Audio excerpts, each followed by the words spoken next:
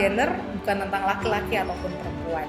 Di Hari Perempuan Internasional, saya coba ingin mengajak perempuan untuk sedikit membuka wawasan apa sih sebenarnya kesetaraan gender.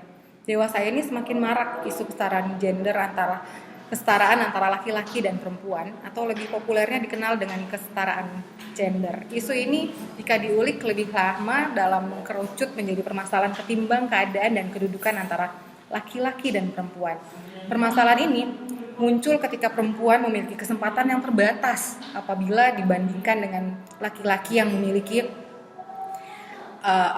kesempatan yang lebih luas dan terkait program dan aktivitas yang ada di masyarakat. Diskriminasi akan hal gender di berbagai wilayah memiliki sifat dan tingkat yang beragam. Gender sendiri jika diartikan adalah perbedaan peran, atribut, sifat, sikap, dan perilaku yang tumbuh dan berkembang dalam masyarakat. Tidak hanya itu, peran gender terbagi menjadi peran produktif, peran reproduksi, dan peran sosial kemasyarakatan.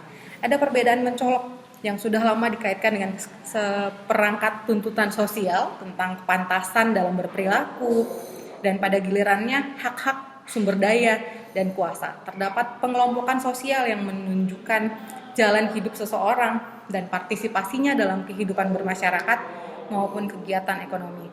Misalnya saja, dalam sebuah keluarga misalnya, pihak perempuan memainkan peran dalam mengasuh anak, sedangkan pihak ayah memainkan peran untuk bekerja. Kondisi seperti ini terkadang bisa berubah secara drastis apabila terjadi perubahan kebijakan dalam masalah ekonomi. Data yang ada menunjukkan bahwa perempuan secara konsisten berada pada posisi yang lebih dirugikan. Misalkan tentang hal kesenjangan gender di pasar kerja, di mana adanya segmentasi jenis kelamin angkatan kerja. Ada juga kekerasan fisik di mana mereka mendapatkan kekerasan dalam rumah tangga, perdagangan perempuan, sampai mendapat catcalling di tempat umum. Pihak perempuan menjadi panggung paling berat akibat ketidaksetaraan yang terjadi. Namun pada dasarnya, ketidaksetaraan itu merugikan semua orang. Oleh sebab itu, kesetaraan gender merupakan persoalan pokok suatu tujuan pembangunan yang memiliki nilai tertentu. Pada tahun 2020 sampai tahun 2023 merupakan masa di mana Indonesia memiliki bonus demografi, di mana jumlah penduduk usia produktif akan lebih besar dibandingkan jumlah penduduk usia yang tidak produktif. Menurut Badan Pusat Statistik, persiapan yang bisa dilakukan adalah dengan kesetaraan gender. Hal ini bertujuan agar perempuan dan laki-laki memperoleh akses yang sama untuk berpartisipasi dalam proses pembangunan. Seperti proses pengambilan keputusan, memiliki kontrol yang sama dalam pembangunan, memperoleh manfaat yang sama dari pembangunan. Dengan adanya kesetaraan gender ini dapat menjadi strategi pembangunan dalam rangka memberdayakan masyarakat, baik laki-laki ataupun perempuan, untuk keluar dari rantai kemiskinan ataupun untuk meningkatkan taraf hidup mereka.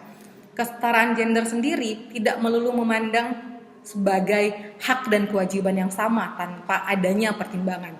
Mengingat bahwa isu yang muncul mengenai isu kesetaraan gender misal diartikan menjadi segala sesuatu, baik itu hak maupun kewajiban, mutlak sama dengan laki-laki. Pihak perempuan pastinya tidak akan bisa menanggung tanggung jawab laki-laki maupun sebaliknya.